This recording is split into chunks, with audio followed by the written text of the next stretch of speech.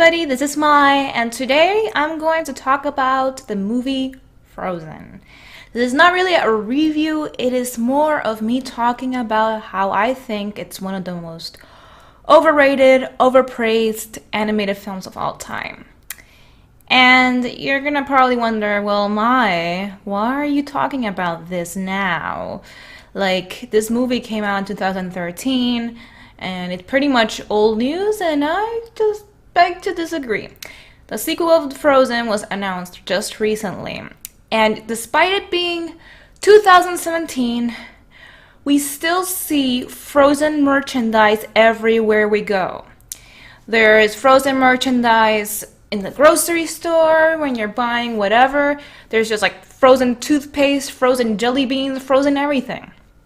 And not only that, but Frozen has still maintained a really huge presence in the Disney parks as well, making people making rides based off it, and YouTube as well. If you look up Elsa on YouTube, you see countless of very nauseating videos with live action Elsa and Spider-Man having babies or whatever. So this is actually a very current trend right now. It's a very hot topic. So I don't understand why people don't talk about how overrated it is as much. And I think it's also because of the fandom. The Frozen fandom is very vicious. Although they're not horrible people at all, they seem very obsessive, and a lot of children still really love this movie. Now, I'm a big Disney nerd, and I do a lot of Disney history research, so before I go into my thoughts about the movie itself, I'm going to talk about the production, because the production has a lot of the things that I think were against the movie being a high-quality film, rather than a well-deserved animated masterpiece. Now, just stay with me now. This is important. Well, Frozen was based on a fairy tale called The Snow Queen, which was written by Hans Christian Andersen. If the name sounds familiar to you, I'm not surprised, because he also wrote Thumbelina, The Little Mermaid, among other fairy tales. Now, Disney wanted to make this adaptation of The Snow Queen as a film short, a series of film shorts to be more specific, based on Hans Christian Andersen's stories. And one of these was also The Little Mermaid. So they were doing concept art about this feature. However, World War II popped up, so Disney had to shelf it. And it's been in the shelf for years and years to come.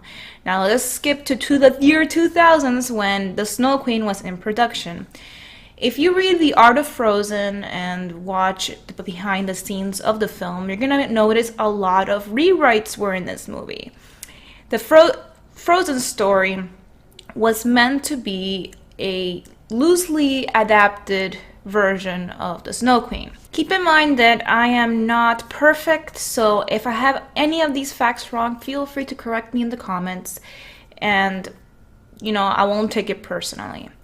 Now, the production of Frozen, they were motivated to do a adaptation of The Snow Queen, but not completely follow it, which is not bad, because Disney has done this before with all of their fairy tale films. They're only loosely based on the source material. So some of the anger concerning the fact that it's not like the book, to me, is very silly, because Disney has done this forever. They introduced the sister dynamic very early on. However, Elsa was more of an adult, and Anna was more of a little girl. But then they decided to make them the same age so they could have like a stronger dynamic. Elsa was meant to be the villain. She was meant to be evil. She had this pixie cut, and she looked very spiky and Vegeta-ish. And she was the main antagonist of the film. To me, up to this point, the production was going very smoothly, and they were making story decisions that benefited both Elsa and Anna. However, a man called John Lasseter, whom you all know as one of the founders of Pixar, as well as the creator of Toy Story and so on, he was like, well, so she has these ice powers she can't control. Why is she the villain? I feel bad for her. Why don't we just woobify her? And for those who do not know what woobifying is, it means making the character misunderstood victim rather than a villain. Like, as a character you want to just hug and squeeze and go, it's gonna be okay. And to me, this was one of the main problems of the movie. But I'm going to go into that later. There was a huge tug of war with John Lasseter and Jennifer Lee, who was one of the directors. Jennifer wanted to make this more Anna story, while John wanted Elsa to be more in the spotlight, and they just clashed. And you can see in the film that they keep tugging from Anna and Elsa, and ultimately Anna becomes a little bit more developed than Elsa, and we don't really see Elsa's realizations or inner monologues that much. She is very alone. Like, she doesn't really interact with that many people, especially Anna. The only really meaningful interactions they have is when they're children, and that is in the beginning of the film. So they really lost a lot of opportunities here. One of the scenes they cut out that I thought that they should have left in was Anna and Elsa singing the song Life's Too Short, where it was completely storyboarded, ready for animation. For some reason they scrapped it and replaced it with a much weaker scene. I'm going to explain why. The original scene of Life's Too Short, Anna and Elsa are presenting their points of view. Elsa is completely aware that she made an eternal winter, and she's discussing that people treated her like crap and that she wants to be alone, and among all these things. And Anna is basically saying that she's selfish and that she needs to get over that, and she tries to give her back her gloves, which really offends Elsa, and ultimately Elsa is enraged towards Anna and freezes her heart. I think this is a very strong scene, especially with the musical number. It reminds me of the song What Is This Feeling in Wicked. There's a segment in Wicked where Glinda and Elsa, Glinda and Elphaba have also the same conflict when they have to room together. And I feel like that's what they needed. They needed a confrontation that was much stronger, and while it was an angry confrontation, it actually brought more interesting character traits in both Anna and Elsa. However, instead, Elsa kind of doesn't realize that she made an eternal winter. She's completely surprised at Anna when she tells her that. And because of that, Elsa kind of loses it and sporadically freezes Anna's heart. I mean, she kind of like does like the thing and her back is turned, and you don't really see how that landed right here. It's just very confusing. The only reason they did this is because they want Elsa to be more of a victim rather than a villain. But that just doesn't make her as interesting. Just having her be the victim, it's not her fault. She can't control it, let her be herself and all that. That, to me, is sending a really bad message because she never takes accountability of her actions. Not once.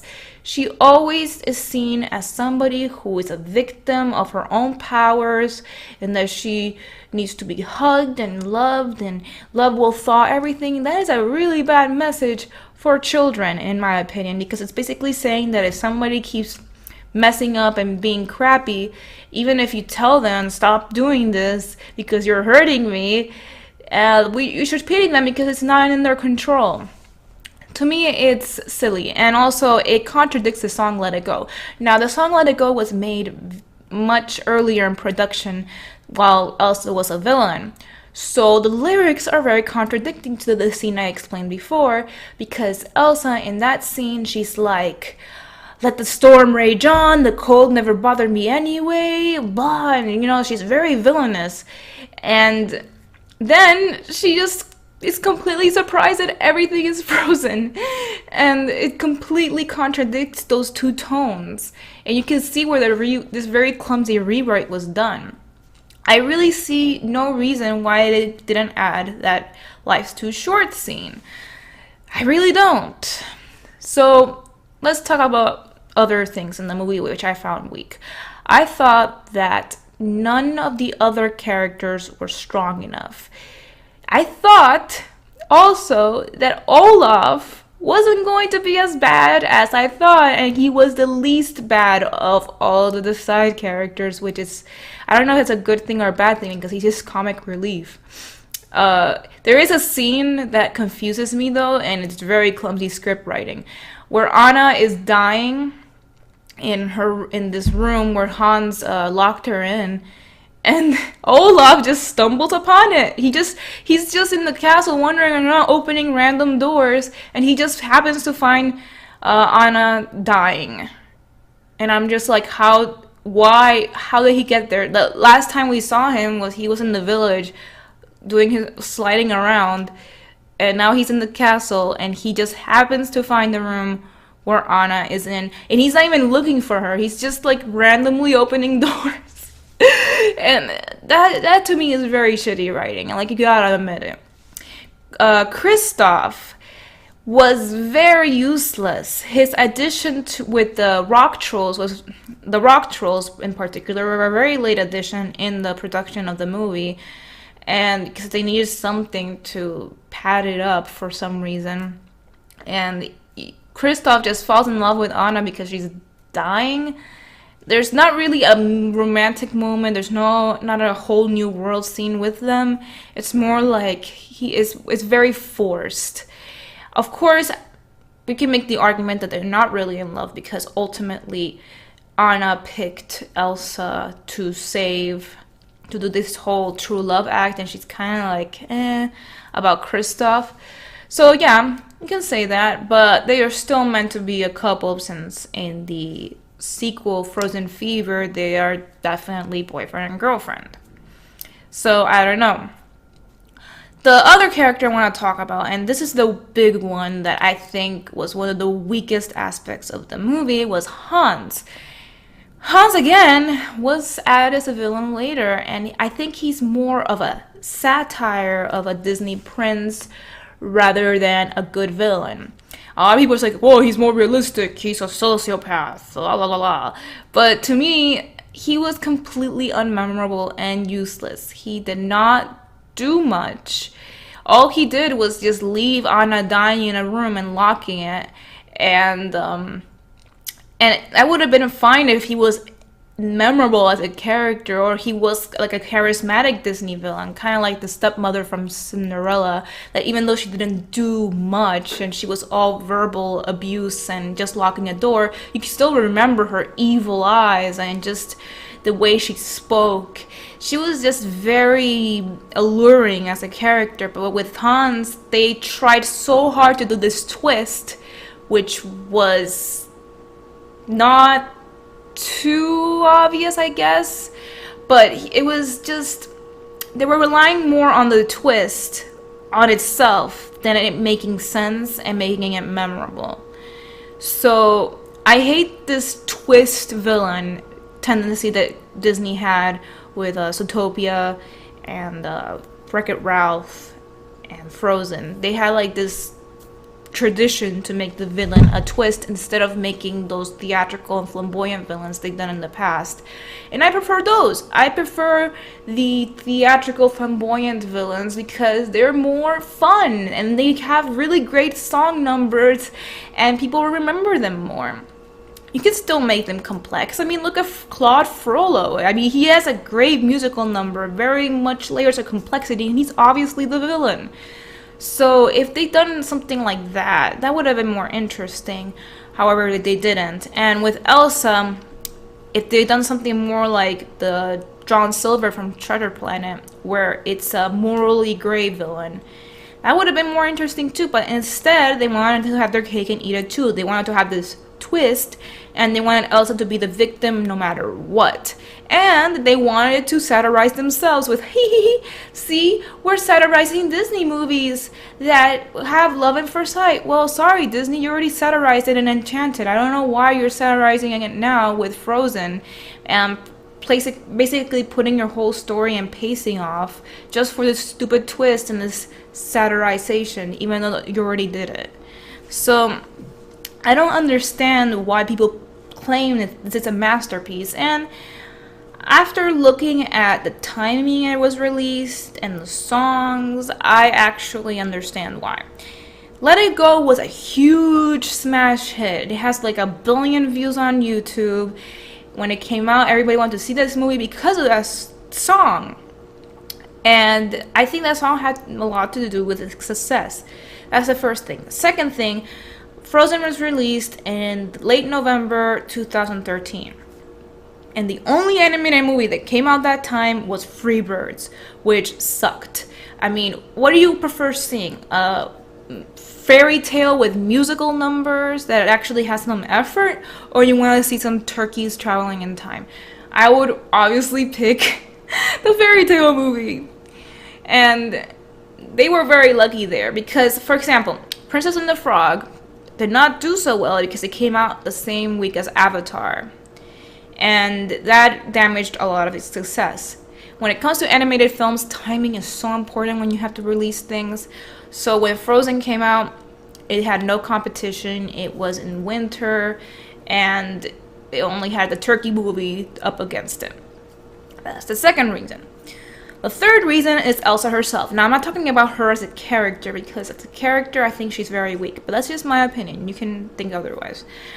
I think her aesthetic, her powers, and her castle, and all of her snowmen minions and all that, great marketing. I mean, any little girl wants a power fantasy, and Elsa is a great power fantasy for little girls because you have a castle, a pretty dress, and superpowers. We never had like a Disney princess with superpowers. I think Rapunzel was one with her healing magic, but that's healing, so whatever. Mulan was kind of a power fantasy, but she's no match against the powers of snow and ice.